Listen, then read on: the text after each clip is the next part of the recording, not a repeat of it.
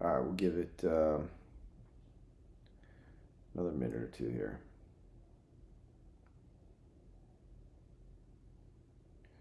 We got a little bit of time.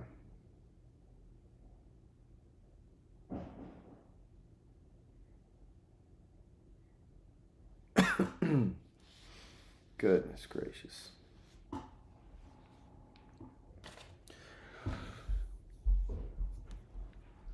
Oh boy. Refresh. What is this? Okay, let's go to this one. There we go. All right, we're gonna wait a minute or two here, and then we'll go ahead and get started. I'm not sure if Joe's joining us or not. I think he's had a fairly busy week.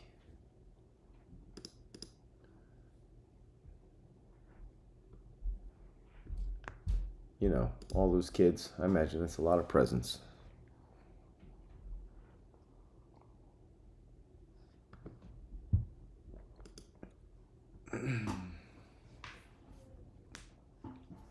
So maybe he'll pop in here, but we will go ahead and get started. We're coming in the home stretch here.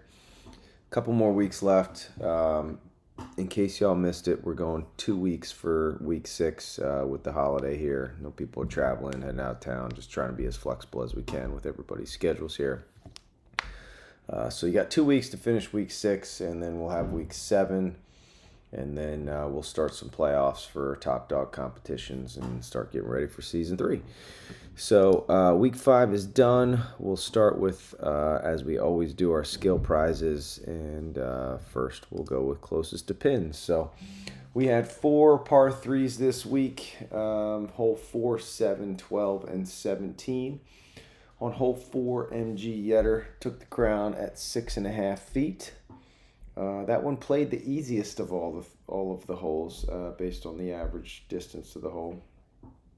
Although I am kind of curious whether or not that takes into account just the people that got on the green, which I assume it does, and doesn't take into account people who missed the green. But for those that hit the green, I think the average was 20.14 feet, which looks like it was the easiest one. And we kind of went in succession here. Next was hole 7, and Bob Chung put one 6.84 feet.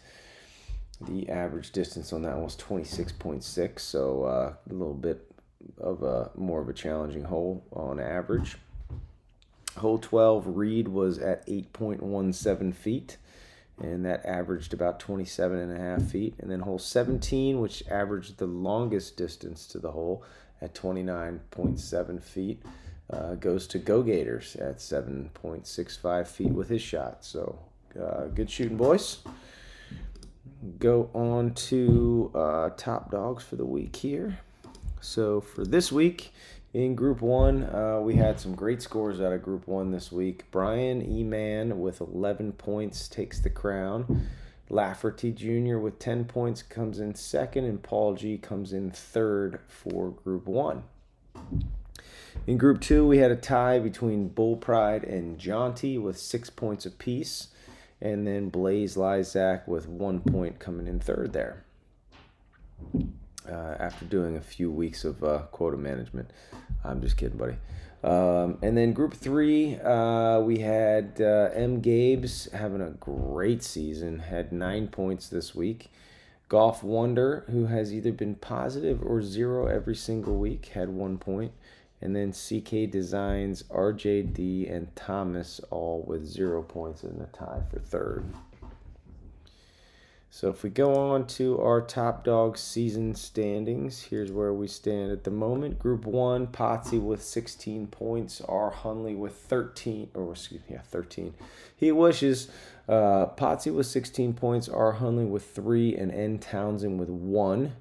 We got both Lafferty Jr. and Paul G right on their heels here at 0 and -1. And then we got a bit of a gap to Joe and Bombini. And then we got a few stragglers at the end there.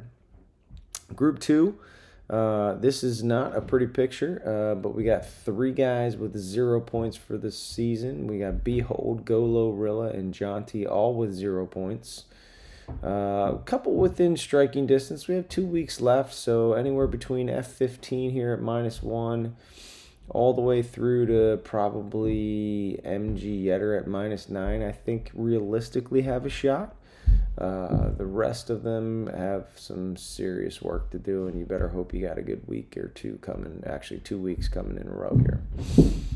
Group 3, a little bit of a runaway. M. Gabe's going to have a tough time relinquishing his spot there with 31 points. I don't know if he's taking lessons with Shanky or what's going on, but playing some really good golf this season. Second place and third place, we got a tie for second here between Bordock and Golf Wonder, both with 8 points apiece. Doc had a really strong start to the season, is fading away a little bit. Maybe some would call it a little quota management. Some might call it strategic course selection and quota management there.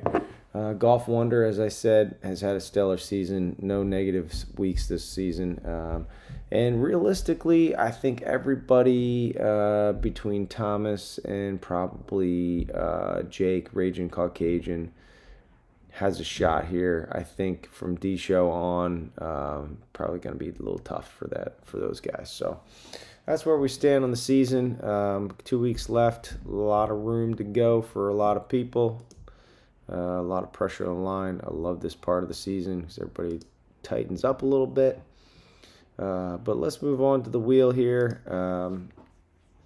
and see what we got from a scorer's perspective. I'm going to guess, and I like guessing to see where I think we'll stand. We'll come out here. But my guess, I got to remove some people from the wheel too. Give me a second here because there's a couple of -14s that I had to delete. Not delete, but I had to put them with the DNP. So give me 1 second here. I didn't pull them off yet. Okay, Yule Photo has to go. And then we got one more -14. Who was the other -14? Reed. There we go. All right. My guess this week, I think we're going to have a 7-pointer as like the top score this week. But let's go ahead and spin the wheel and see what we got this week. Starting off with F15 at -1. Get off of that wheel. Golf Wonder. So we got 0 points to start. Just give me a 7-pointer and we'll be good. Oh no, sorry fellas. Sorry fellas, we're -6. No good. That's all on me. The Bell -8. What do we got next? MG. He got a CTP this week, so he's happy. Thomas was hoping for more. That's an unlucky wheel draw right there. DS, I feel your pain, buddy. -6 was no good this week. Kyle with the -1 and CK, he was hoping for better too. All right, so we got a pretty bad start here. -6, -20, and -7 on the teams. It's all right. We got a long way to go. We got some positive scores on here. I think the wheel's going to reward some people. Or maybe it's just going to be an asshole. Apparently that's the deal. -6 still in the lead. Doesn't look like it's going to change after that spin. Oh my goodness. All you guys with 0 or positive are pairing up with some negative guys this week. -16. Ain't going to do it. Ain't going to do it, boys. Will I am -2. Okay, that would be in the lead if we stop there. C. Condon with -7. And being paired with Raging Caucasian, so that's a no-go. Joe, who we gonna spin you with, buddy? Who we gonna spin you with? Bryce, okay, we'll take that one. By the way, I was really proud of myself. I created like an AI automation to extract the names and scores so that I don't have to do it every week and type it in.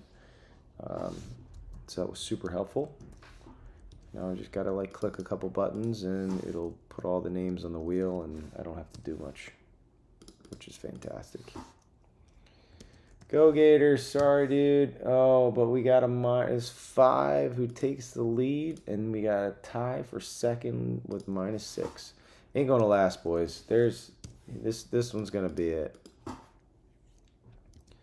Dangling, they're still at 5 points positive. What are we adding to it? Oh, Soupy. It's 1 point, but they're in the lead by 6 right now. I know Mike was happy with his +6 this week. Oh, boy. Oops.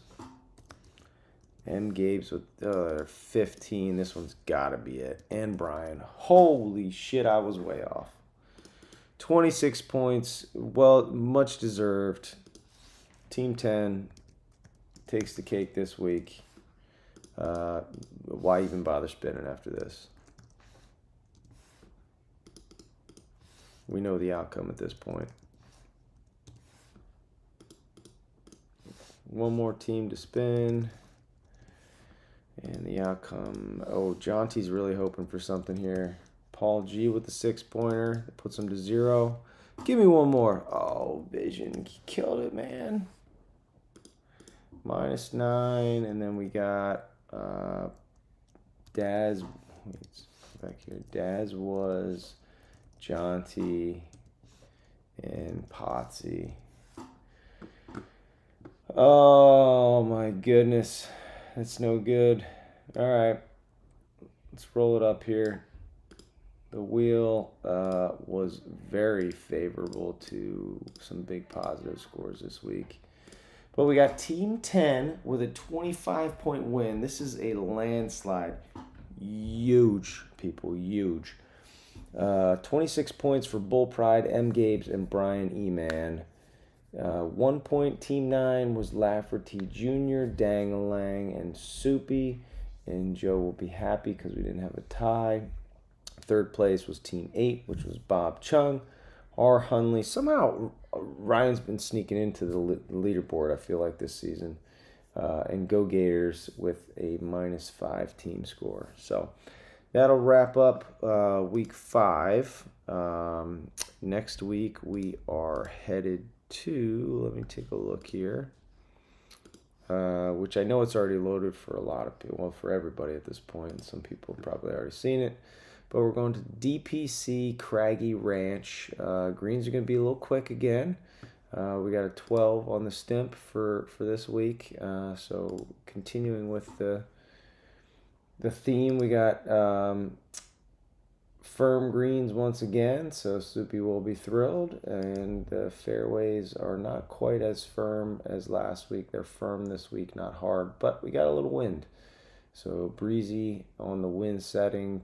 Tees are at 6,500 Saturday pins. CTPs are 4, 7, 15, and 17 this week.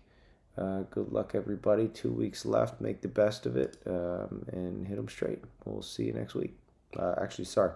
We'll see you in 2 weeks. We got 2 weeks to finish this one. And then we'll be back on and get some results then. So talk to you then, boys.